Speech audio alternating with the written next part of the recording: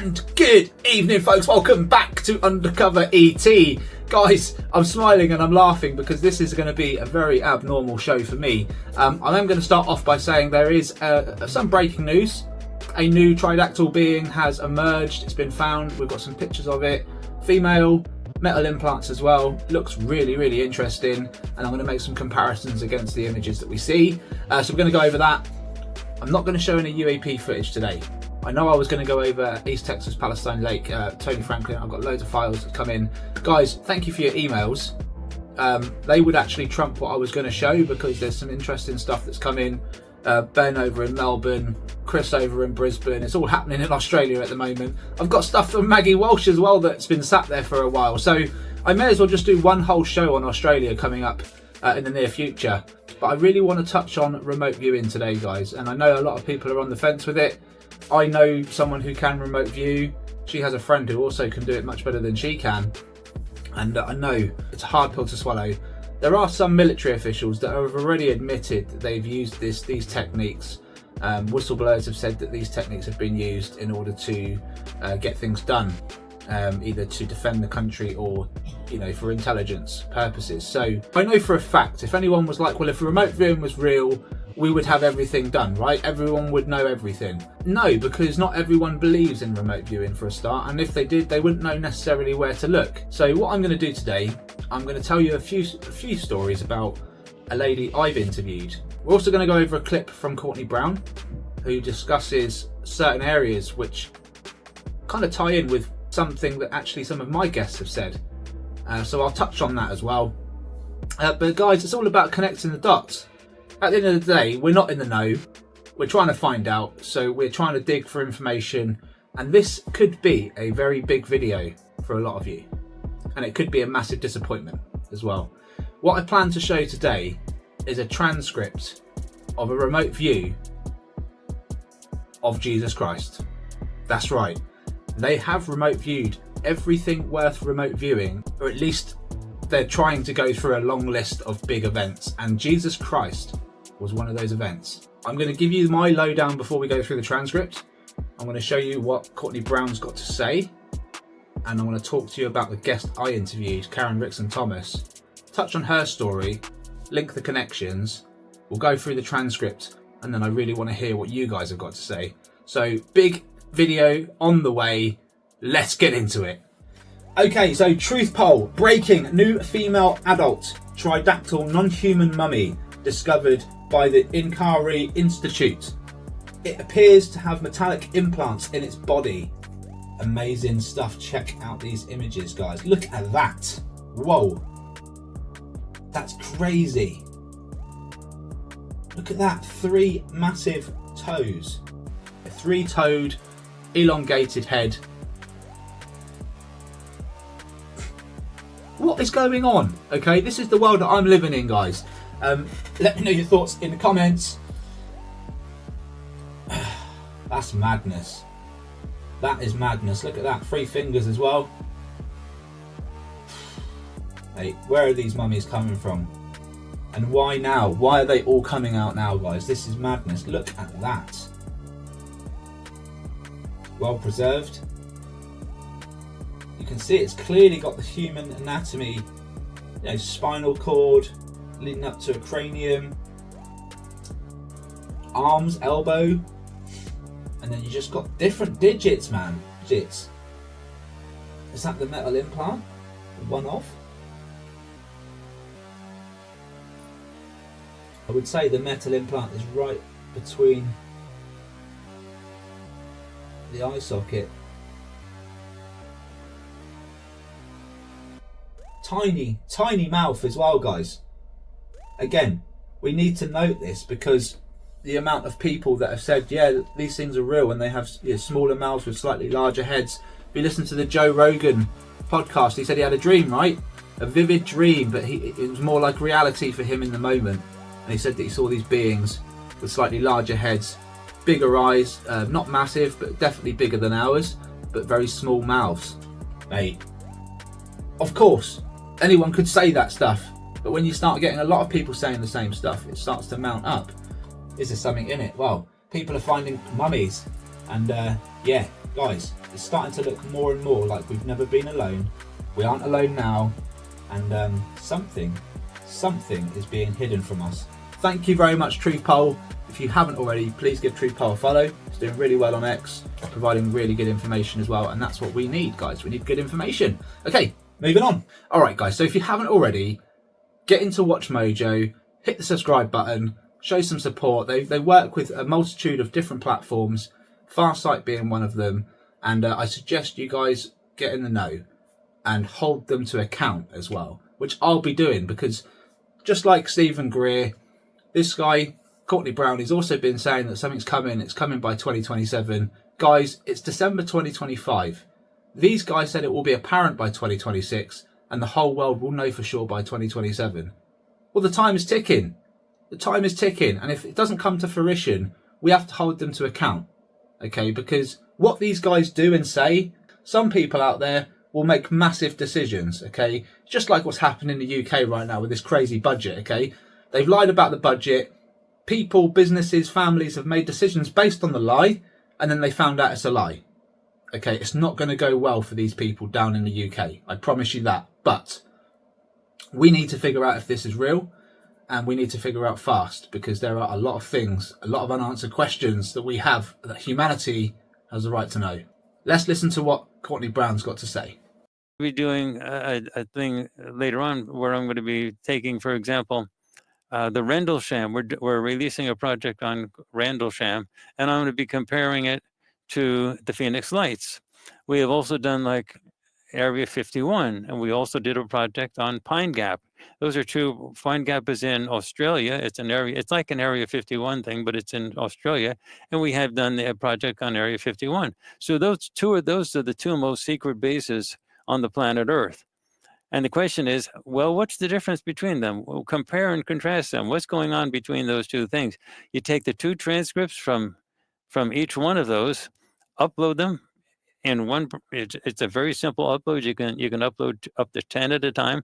You upload two transcripts and say to ChatGPT, for example, read these two transcripts and tell me compare the Pine Gap facility to Area 51. What are all the similarities? What are all the differences? What do you think? And just do that. And within 1 second, it'll outline the whole thing, tell you all the stuff. And then you have the ability to go and watch the projects, knowing what you're getting. So it's like having your own personal librarian. Can you see what Courtney Brown is doing there? He's being as transparent as he can. He's releasing the transcripts. You can have it read back to you using AI. You can then go back and watch the remote view done by these group of people that have been tried and tested. Okay, tried and tested. He's putting it all on the line by doing that. And I believe in remote viewing. Okay, I believe my friend Karen can do it. I believe her friend can do it. Look, the best way to find out if this is real is to go through the research and see what they've got to say, see how much they're showing, right? And hold them to account if you find any cracks. So that's where I stand with this. I think if the military can use it for their gain, then it's probably a real thing. All right. If people are coming forward and saying that the military have been using it for their gain, the likelihood is it's a real thing, which means that us humans are capable of a lot more than what we give ourselves credit for. But I believe it's all about perception and change of mind and all that. Let me know if you think everything I'm saying is complete rubbish, guys. But regardless of whether you think it is or not, wouldn't it be interesting if there was even just a slight chance that remote viewing was real? Wouldn't you want to potentially know who Jesus Christ was? Should we get into it? I think we should get into it. Let's do it. All right, guys. So before I allow ChatGPT to read the transcript, I just want to show you what I have downloaded. And it's just a few transcripts that I've downloaded. Giza pyramids. And guys, I will be doing one on the Giza pyramid soon, because actually what these guys predicted and remote viewed back in 2015 is kind of coming into fruition now with our new findings, okay, with the underground findings. These guys knew about it, okay, back in 2015. They remote viewed the Giza pyramids, guys. Of course you would. So of course I had to download that one. Greys, ETs, the Greys themselves, they've been remote viewed. I haven't read that one yet, but of course I had to download it. Jeffrey Epstein it's not so much the files themselves, it's who, how, and when Jeffrey Epstein left this planet, guys. Was he just killed? How was he killed? Was there multiple people there? How did he feel? What was he looking for at the time? All that sort of stuff is in that file, and I will likely get ChatGPT to read it out at some stage. If you want me to, guys, let me know in the comments. I'm going to do Jesus today. I think that's a big deal. And if you want to hear about anything else, please let me know in the comments and I'll find it for you and do my best to get it out there and give you my thoughts. I'm not saying this is all real, by the way, guys, and I have to say that right now. As much as I believe remote viewers, that doesn't mean what Courtney Brown is saying is correct. Okay? I don't know Courtney Brown. I don't know his team. If I had to guess, if someone said, Rob, pick a side, I would go, yeah, I'm going to say Courtney Brown. Okay, because I do believe in remote viewing, and I think what he's doing here is quite transparent. It's fair game, okay, if he's being that transparent, and like I say, they've been tried and tested in terms of their ability. And when you got a remote view of 6, 7, 8 people, and they've all been given a target blind, and they all get 95+% accuracy, that's astonishing. That's astonishing. That's where I'm at with it, guys. If you're on the fence, absolutely fine. But I'm about to read you a transcript from a remote view on Jesus Christ. And there is a chance, because I think remote viewing is real, there is a chance that the information I'm about to give you could well be correct, guys. Let's go. Absolutely. Here's the transcript read back in full. Project summary. This project targets 2 moments of extreme historical and metaphysical importance. A, the actual crucifixion event involving Jesus of Nazareth, and B, the true identity and origins of the being known as Jesus. Remote viewers Aziz Brown, Trudy Benjamin, Ante, and Camilla Dunson conducted solo blind sessions on both foci using standard Farsight methodology. The data paints a picture that diverges dramatically from orthodox religious accounts. The crucifixion event is real and violent. Viewers describe a man undergoing public execution by suffocation with sharp pain, crowd observation, metallic fixtures, and significant emotional trauma. However, the being inside the body is portrayed as calm, detached, and mission-driven. This consciousness does not resist the pain, but instead channels a higher intention to catalyze transformation on a collective level. Regarding identity, the data reveals that Jesus is not an ordinary human. He is described as an extraterrestrial or non-planetary being who took human form to influence Earth's spiritual trajectory. The biological body was engineered or selected to carry out this task. The soul, or ISBE, animating that form originates from a highly developed light-aligned civilization. This being entered Earth voluntarily, not as a victim, but as a volunteer, with full awareness of the consequences. The crucifixion was a ritualized trap, a planetary control system using fear, guilt, and martyrdom to hijack spiritual awakening. The goal was to suppress the evolutionary momentum that Jesus initiated.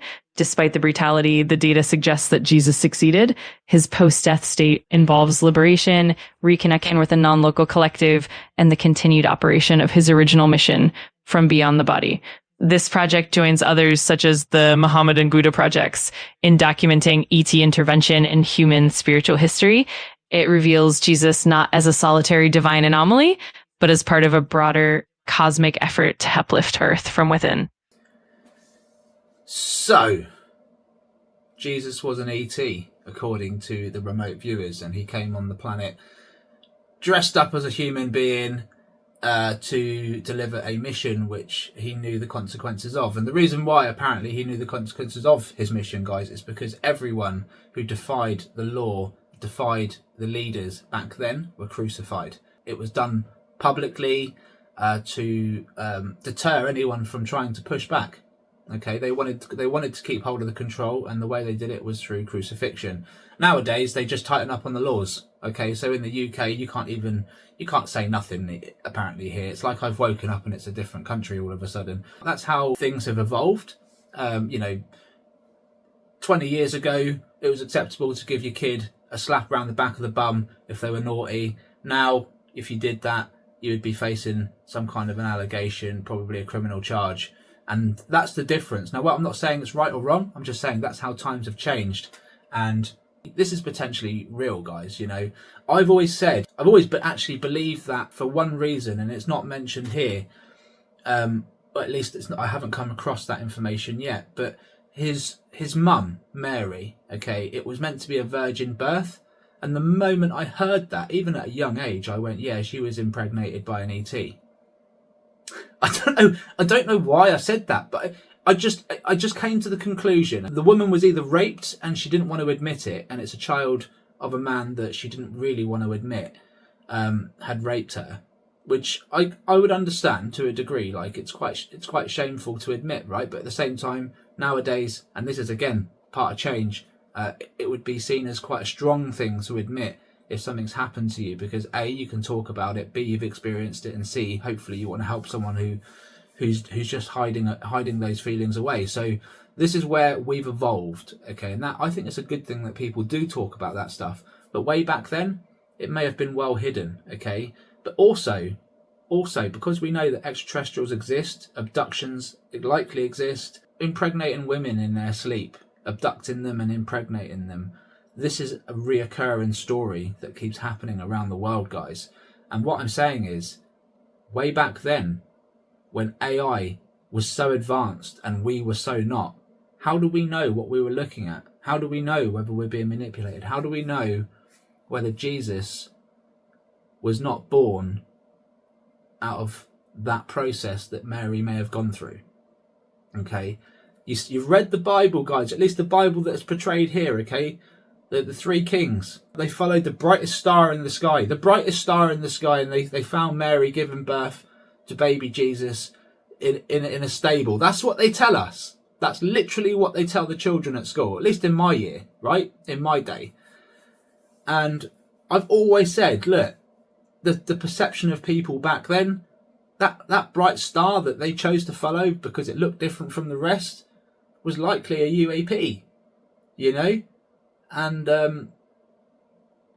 it's crazy stuff, but the reason why I take such interest in this and why I'm connecting the dots is not only because it could be, you know, it could be really important in terms of where humanity came from, but also I've interviewed a remote viewer, a friend of mine who I've stayed with, recorded UAP.